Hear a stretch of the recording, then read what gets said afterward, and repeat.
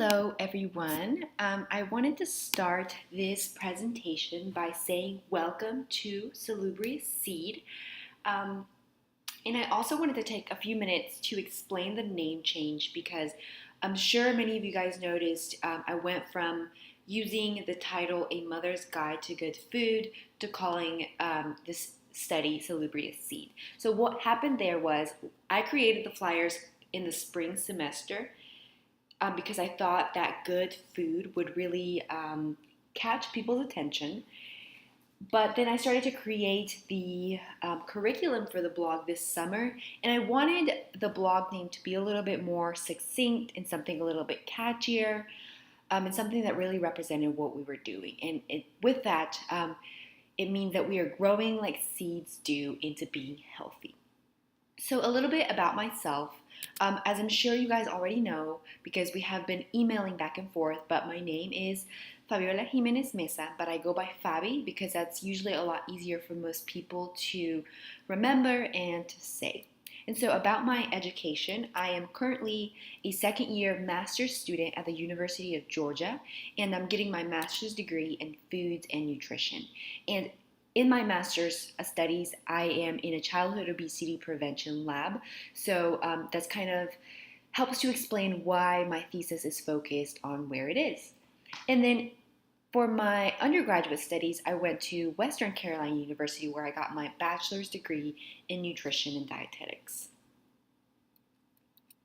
Okay, so the outline for this presentation, I still have the recipe on here that we did for the food demonstration this morning at the kickoff for the white bean and spinach soup, just in case you guys still wanted to make it and try it at home. And then I briefly go over the consent forms.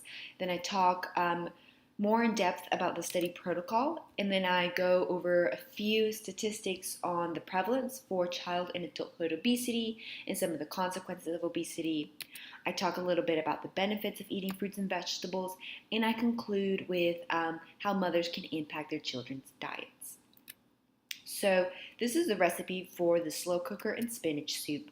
The total prep time is 10 minutes. And then the total cook time, if you cook it on high, is 3 to 4 hours. If you cook it on low, it's 7 to 8 hours. And it makes 6 servings. So here are the ingredients. If you guys want to make the recipe, really quick, the directions are pretty much put all of these ingredients into the slow cooker except for the 8 cups of fresh spinach or kale. You want to add that right before you're going to eat it.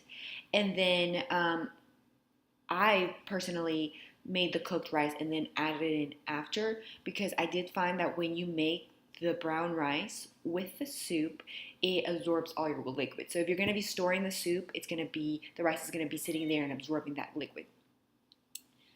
Okay, so on to the consent forms. The first paragraph on the consent form is really there just to tell you that the consent form is going to inform you on why the research is being done so that you can decide if you want to participate in that study. Then here, I'm sure you noticed that that is not me, but that is my major professor. So in my lab, in my childhood obesity prevention lab, I worked for Dr. Carrie Cartwright. And so she is the person I report all my findings to.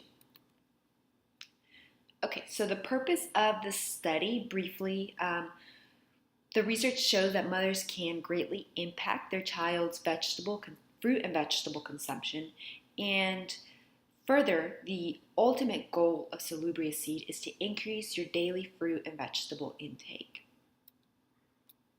And then a little on the procedures. I have here in this bullet that the lessons should take no more than 30 minutes 3 times per week. However, this is an exaggeration. What I actually expect is for the blog to take you about 10 to 15 minutes per blog, so more like 30 to 40 minutes per week. And I did this exaggeration because when I was first making the blogs, I didn't really know how long it took to make a blog, and I didn't want you guys to get on there to read a blog, I'm sorry. I didn't want you guys to get on there and say, man, this is taking a lot longer than she said it was going to, but quite the opposite. This is taking a lot less than what she said it was going to. So you can expect more like 30 to 40 minutes per week. And then on Fridays, I will be posting weekly cooking demonstrations that are not performed by me, but by other chefs or other people showing out a recipe. And then we will also be setting weekly goals. And along with those goals, you will be provided with weekly feedback. And then at the end of today, I will also be emailing you guys with a mobile-friendly and downloadable cookbook. I compiled the recipes in this cookbook, but I did not create the recipes. I got the recipes from different resources online that provide really great child-friendly recipes. So I also included those links for those resources in the cookbook so that you guys could access them and check out some other recipes that they have on there. And then the last two bullets here are just really telling you that we're going to be doing pre and post assessment questionnaires. And we do not anticipate any risk or discomforts. Okay, so benefits of the study is that we ultimately expect that you will gain nutrition knowledge, cooking confidence, and cooking skills to prepare healthy meals. And then with the incentives for participation, there will be the drawing for the $25 Amazon e-gift card from those that took the eligibility survey, which was all of you guys. But in that drawing also goes people that weren't eligible. Further, at the end of each week, you have the potential to get $5 credit towards an ultimate $55 Amazon e-gift card. So you can earn up to $55 if you're in compliance with your goals each week. But I'll talk a little bit more about that in the study protocol. So in terms of privacy, we don't keep any of your names or information with the data that we collect. We use codes instead of names. And further, all of the information is stored in a computer that only myself and my professor have access to. And just a reminder that this study is voluntary and you may choose to opt out at any time. And then last, if you have any questions, feel free to email me as we have been doing, to call me, and so that is my mobile phone number. And we will have a Facebook page, so you can also feel free to direct message me on Facebook. Okay, so the study protocol, this is a feasibility study, meaning that we are ultimately testing to see how well a mobile technology intervention works in terms of increasing your nutrition knowledge, increasing your self-efficacy for cooking, and your cooking skills for healthy meal preparation. And so the timeline of the study succinctly looks like this. So today and before Monday, we have to do the pre-testing questionnaires before the start of the intervention. So I will be sending the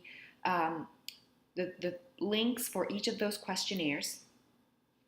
And then during the 6 weeks of the study, the intervention itself is 6 weeks. And so week 1 will be this upcoming Monday. And then the last week of the study, it goes on to, I believe, December 8th. And then after that week, we do the post-testing, which is identical as the pre-testing. We do those same exact questionnaires. Okay, so what do the questionnaires look like? Well, here we will be doing one on fruit and vegetable intake. So this questionnaire provides examples of what a serving size of fruits and what a serving size of vegetables looks like, and then you can identify about how many do you think you consume in one day.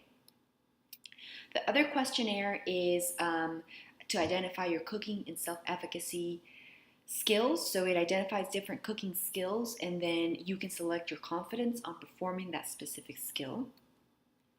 And then the last questionnaire that we will be doing for the pre-assessment is a nutrition knowledge assessment. And so this questionnaire will just go through and try to see if you can identify nutrients in their food groups, as well as diet and disease relationships.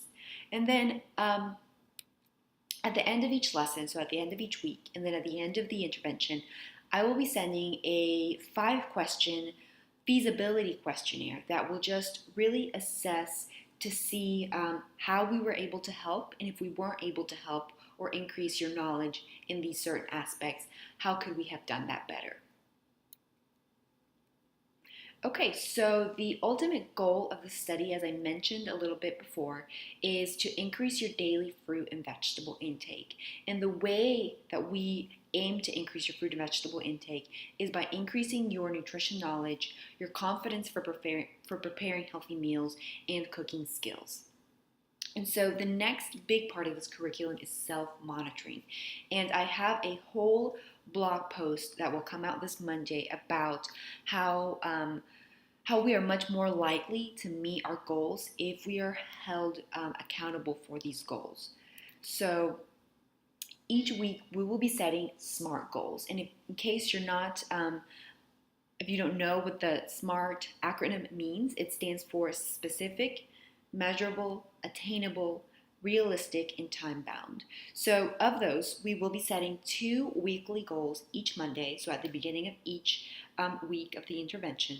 And one of those goals will be for your fruit and vegetable intake. So for example, if you're eating 2 servings of fruits and vegetables right now and you want to increase that, then you tell me, okay, so my fruit and vegetable goal for this week is to eat 2.5 servings. And then I'll check in with you on Mondays, Wednesdays, and Fridays via text message. I'll say, hey, how many servings of fruits and vegetables did you get today? And then if you tell me on all 3 of those days I met my fruit and vegetable serving goals, I met that 2.5, then you are in compliance with that first goal. And then the second goal is to set a number of times that you would like to cook at home. So for example, if you say, well, I want to make home cooked meals 3 days or 3 times during this entire week. And so you can divide that however you want. So for example, if you cooked twice on Monday and once on Wednesday, and then when I check in with you that next week and you tell me, yes, I met that 3 times of making home prepared meals, then you are in compliance with that goal. So if you meet both of your goals in a week, you can earn that $5 credit towards the Amazon e-gift card at the end. And then if you're not in compliance with your goals, that feedback section plays into the fact that I will be providing you with additional handouts and resources to help you meet your goals better the upcoming week. Okay, so in terms of the blogs themselves, I upload 3 different blogs on Mondays, Wednesdays, and Fridays. And then on the blog itself, there's a direct link for the Facebook page, which is right over here. And so the Facebook page is really there to serve as a community space for you guys to get to know each other, to have any discussions, ask questions, either to me or to each other, to encourage each other. And further on the Facebook page, I will be posting hands-on activities that you're not going to get graded on these activities or anything like that, but they're just really there to help enhance that learning process for what we're covering in that specific week. And then the Friday blogs look different than the Monday and Wednesday blogs because those will focus on more different things. So for example, each Friday there will be a cooking demonstration, and I will also be doing a fruit and vegetable highlight for fruits and vegetables that are in season for the fall. And then I will be providing additional how-to videos. So for example, what that will look like is, let's pretend that one week was apples and squash. Well, for that week, then I would do a little highlight on apples and a little highlight on squash. And that includes giving you guys like some nutrition information, how to store these different fruits and vegetables. And then I use either the apple or the squash, and they will be used in that cooking demonstration recipe. And then from that recipe, depending on the specific skill that they are doing, then I will provide additional how-to videos. So for example, let's say that you were watching one of the food demonstration videos and she was making a salad and she was using spinach. So, she just says, now I'm going to chiffonade the spinach, and she does it and she puts it in there. Well, I would provide an additional video on how to chiffonade spinach beyond that food demonstration to really hone in on those skills so we can improve them for our post-assessment questionnaires. Okay, so this is what the blog looks like right now because our first official post hasn't been done.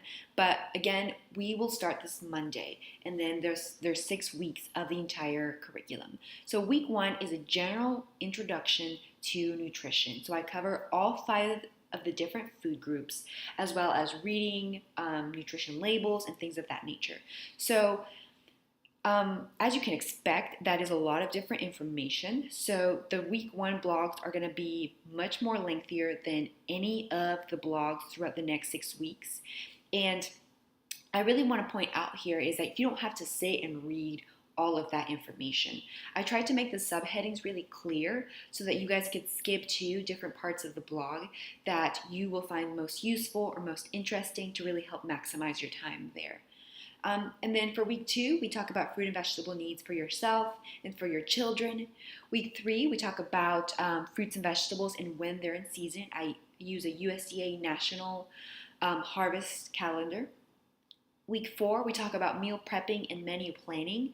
And the ultimate aim of that week is to help you guys maximize your time to make healthy foods be readily available for you throughout the entire week. Because if we have healthy foods readily available and accessible that include, our needed fruit and vegetable needs, then we're much more likely to meet those goals.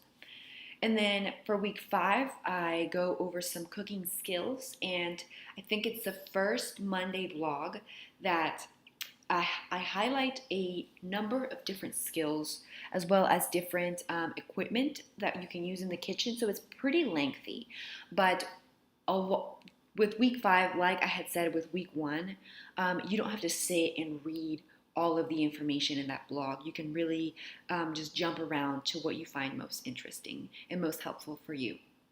And then week 6, all the blog posts are actually very short. And then there's actually only 2 posts that go up on week 6. Okay, so the technical definition of obesity as defined by the CDC is weight that is higher than what is considered a healthy weight for a given height. And so this is kind of tying into what BMI is, right? Because BMI gives an index for a healthy weight in terms of how tall a person is. So a BMI greater than 29.9 is when a person is considered obese. And obesity prevalence in the United States is pretty severe. For adults, nearly 40% of the population has obesity. And I just want to stress how significant that statistic is, because this isn't even including that part of the population that is overweight. So without even including the overweight population, we're only 10% shy of being half of our population having obesity. So that's very, very significant. And then moving on to children, over 20% of children 2 to 19 years have obesity. And when looking at our youngest studied population of children 2 to 5 years, nearly 10% of them already have obesity. So we can see that obesity is very, very prevalent in the nation. And then this map that I have here just shows you a state by state of the obesity prevalence for different states. And we can see that here Georgia is at that 30 to 35%. So right around that national average. So the consequences for obesity are many, as we can see here. It includes some pretty severe stuff like diabetes, coronary heart disease, certain types of cancers, and even psychological disorders such as depression.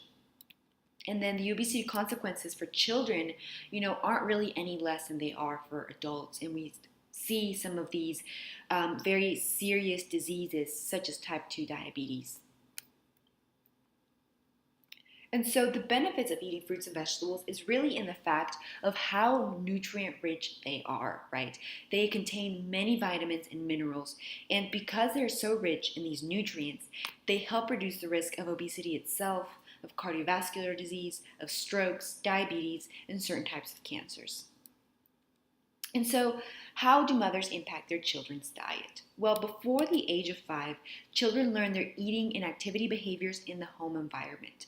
So, who is present in the home environment, that will be their role models. And what children see their role models doing is the kind of habits that they're going to adopt and learn to do. And then specifically with mothers, from the first day of life, from the first day of life in utero, a child depends solely on its mother to get the adequate nutrition that it needs to grow and to be healthy. And parents, and specifically mothers, because they usually spend more time with children, especially when they're under the age of 5, but they really get to decide when children are going to eat, what children are going to eat and what kind of foods they make available and accessible in the home, as well as portion sizes. And so ultimately, parents can impact their child's weight and their diet quality via their nutrition knowledge, right? So because if a parent knows what kind of foods to avoid and what kind of foods to make available, then they're much more likely to make those healthy foods available. By modeling healthy eating, so as I mentioned a little bit earlier, children are really going to adopt the behaviors and habits that the role models present to them. And then last, by providing access to a healthy food environment. Because like adults, children are more likely to eat the foods that are conveniently there and are readily available and accessible. So that concludes it for this presentation.